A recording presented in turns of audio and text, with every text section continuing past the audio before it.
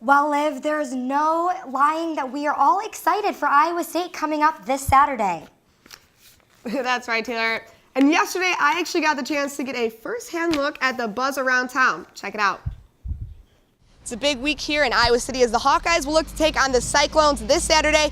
And I took to campus to talk to a few Hawkeye fans and their thoughts on the big game. So first, can you tell me what is going on this weekend? It's the Iowa State game. And why is that a big deal?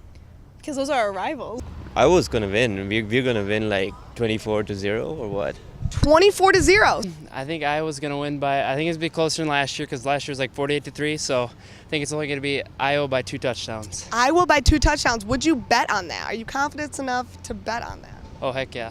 Heck yeah. Yeah, I would. Yeah? Yeah, because State can't win against Iowa. Hawkeyes are way better than the Cyclones. Money on the Hawks and everything? I bet everything on the Hawks. Wow, okay, everything on the Hawks. Not even just money, folks. She bets everything on the Hawks. If you were to score a touchdown against our very own rivals, what would you do? Oh, I'd be dancing it out. I'd dance. Probably, yeah. Or like a spike? I'd dab. Dab. There it is. Okay, so you say Hawkeyes are better than the Cyclones. So if a Hawkeye was up against a Cyclone, what would happen? Well, it'd probably just dive right through it because of their wind speed. Yeah. The Hawk eats the Cyclone, Wow. I think. I think Herky would grab the Cyclone by like the twister and just like whip them out of town. Now, what do you think about the new quarterback decision? Was it Stanley? Did Stanley You get the got job? it, yeah. Okay. You know, Ferentz knows more about football than I do, so He does? I think so. So I'm gonna trust in his decision and hopefully it's the right one. I'm rooting for him. There I we know if he's good enough to win games after CJ's legacy, then I'm thinking he's going to be good. Very good point. Well, I think it's safe to say that Hawkeye fans are looking for a positive outcome as Iowa will head to Iowa State to face the Cyclones, hoping to keep their season undefeated. Go Hawks. Go Hawks. Go Hawks. Well, Liv, it seems safe to say that Iowa City never disappoints when it comes to this Cy-Hawk rivalry. You know, I couldn't agree more, Taylor. And just by walking around campus and talking to some students, there might be a chance we see more Hawkeye fans down in Ames.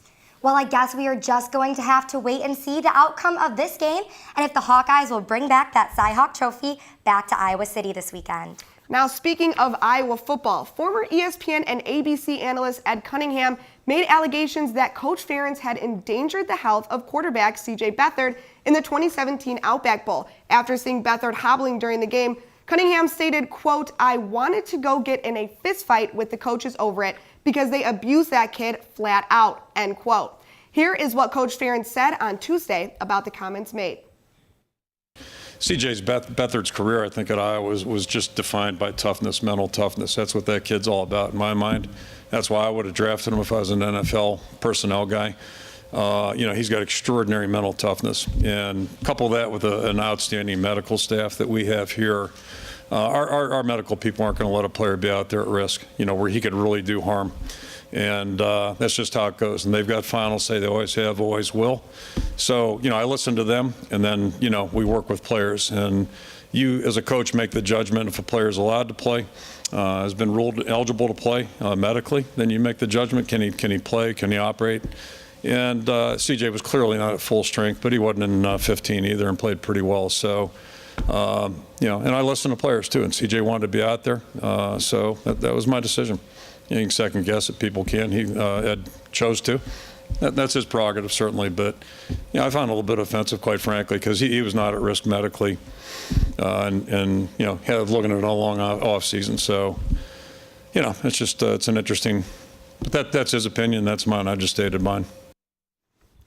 CJ and CJ's father, Casey Beathard, also made comments stating that he wanted to continue playing and that he was cleared by the medical staff.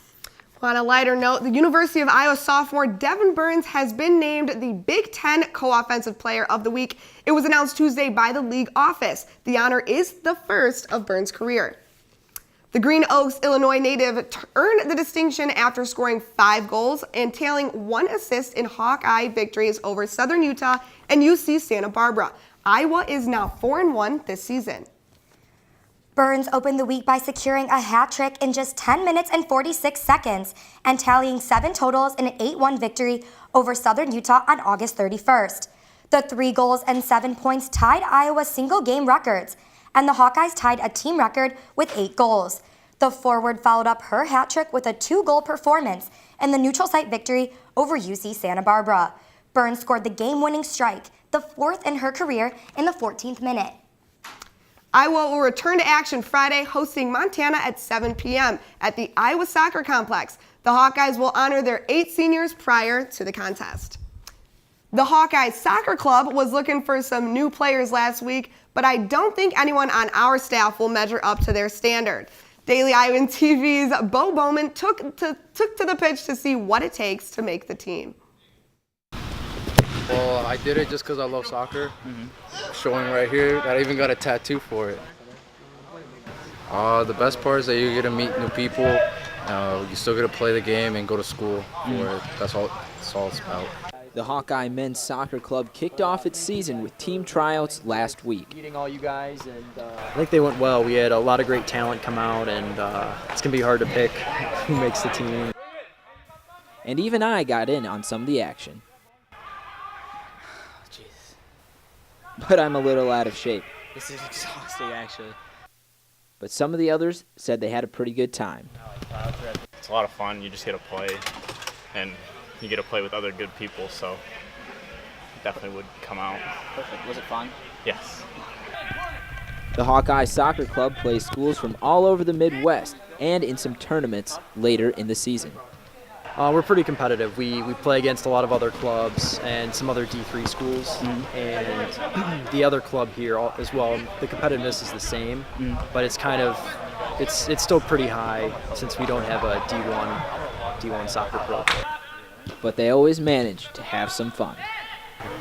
It's a lot of fun. If you make mistakes, you don't get yelled at or anything like that. It's a very fun environment. We kind of prioritize. We know school comes first.